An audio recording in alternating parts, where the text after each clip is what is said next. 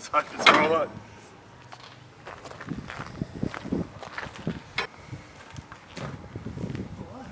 Oh, look at it.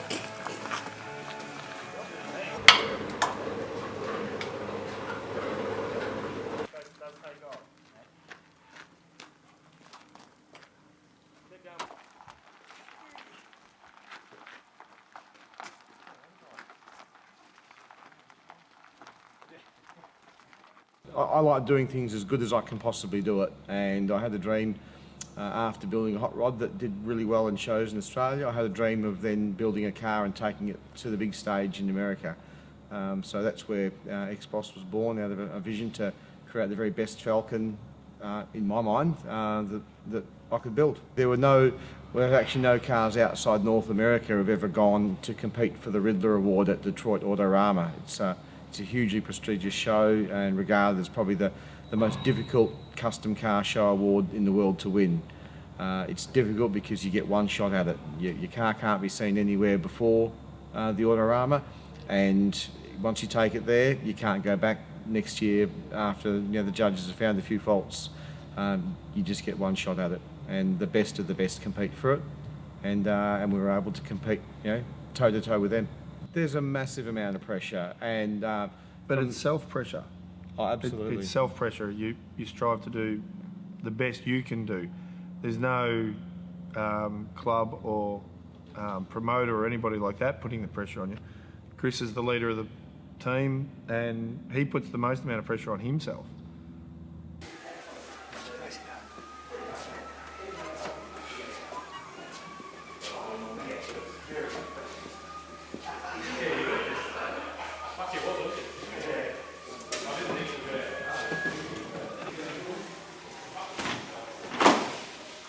It takes an enormous amount of discipline to build a car to this level. The amount of times you build something, you think you've got it perfect, and someone taps you on the shoulder and says, "Oh, look, I can see a slight flaw in that." So you have to leave your ego outside the shed and go back and fix stuff that's just not right. Otherwise, it's almost pointless, taking your car halfway around the world.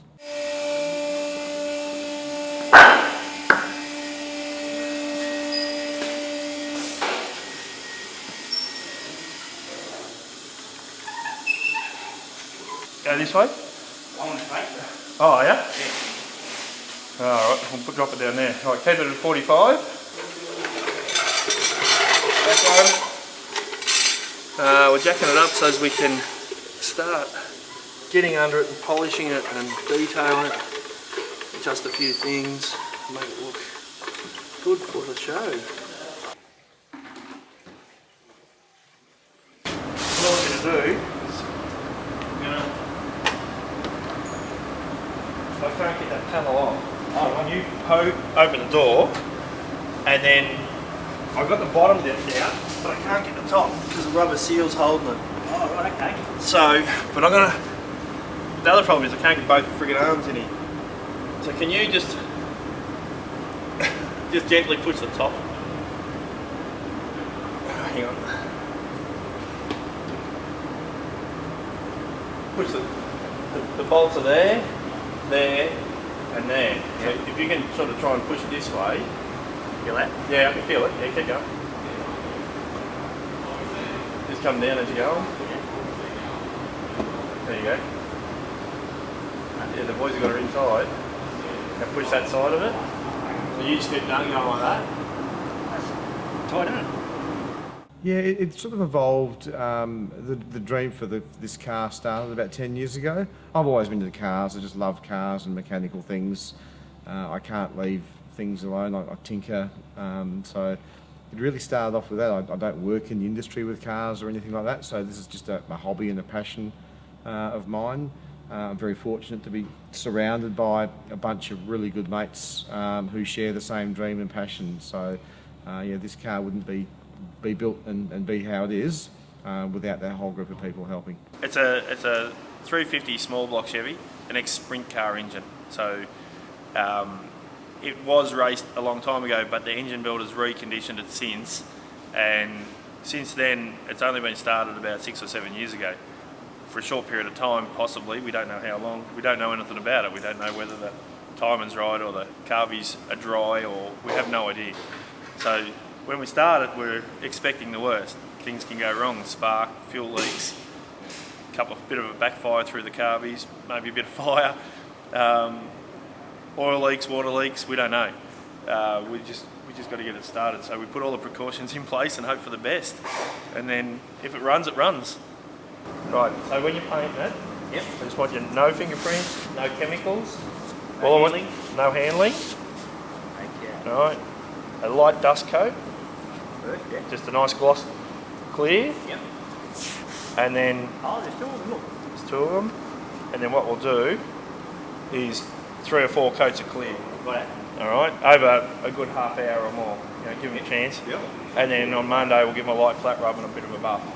Sounds like a All plan. right. Yeah. Very good. So yeah, and with a bit of luck they'll come up a bit better than that. But mount them up, right? Because I need the clear to go underneath as well. So you might have to double side tape them. A double side tape there. Yep. So, And then a can or something like that. Get them up so you can get a bit of clear underneath and everything. All right. So when Shane's finished, you can do that. you've got to keep the old soapy water up to it. Clean soapy water so they don't scratch it again. This fine paper we're using at the moment, it takes all those fine scratches off. Makes it easier for polishing. Very beautiful. It's already been blocked. What we'll do now is just finish off this. 3,000. And I start. When we got it, all the fab work and most of the body work was finished. So when we got it, we had to do some basically small body repairs just to get it a little bit straighter, and then had to redo the whole gaps, right? So the gaps on the car now, on the doors, boot and bonnet, 4mm, within a variation of 0.1 to 0.2 of a mil, and all the bolt-on parts like the grille and bumpers and taillight surrounds and stuff like that are 3mm, and again a variation of 0.1 of a mil. Everything's done with digital verniers, so it's very, very accurate. So then once we got all the gap work done inside the car as well, so all the dash and doors to the doors when they're shut, and throughout the whole car, all the gap work was finished, then that's when we pull it apart and we assemble it and make sure that the whole car is one piece. So we're working with the car as one, not as a door or a guard or a bonnet, a mirror.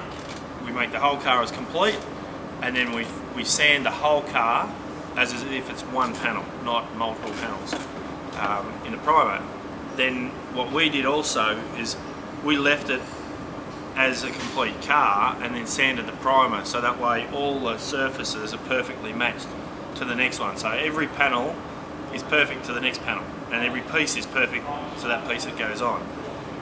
So then we pulled the car apart completely, rubbed all the primers on the insides of the doors and bonnet and engine bay and underneath and everywhere, and then applied the paint, which I think we've got 4 coats of colour and then 4 coats of clear each time we did the colour. Then what we did from there was re-sanded the whole lot and did another 4 coats of clear, so that way all these green and blue and charcoal stripes are smooth. There's no bumps or lumps, it's all perfectly smooth. And then at the moment we're currently around 2,500 hours just in the sanding and polishing on this car, and that includes underneath and engine bay and engine and everywhere. You know, like that's a lot of hours for one car, but at this level that's what it takes.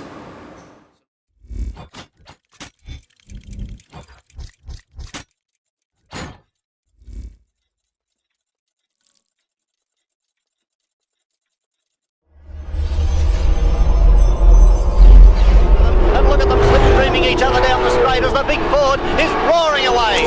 Here comes Richards down into the braking area now. This is where the big Ford really shines. He brakes.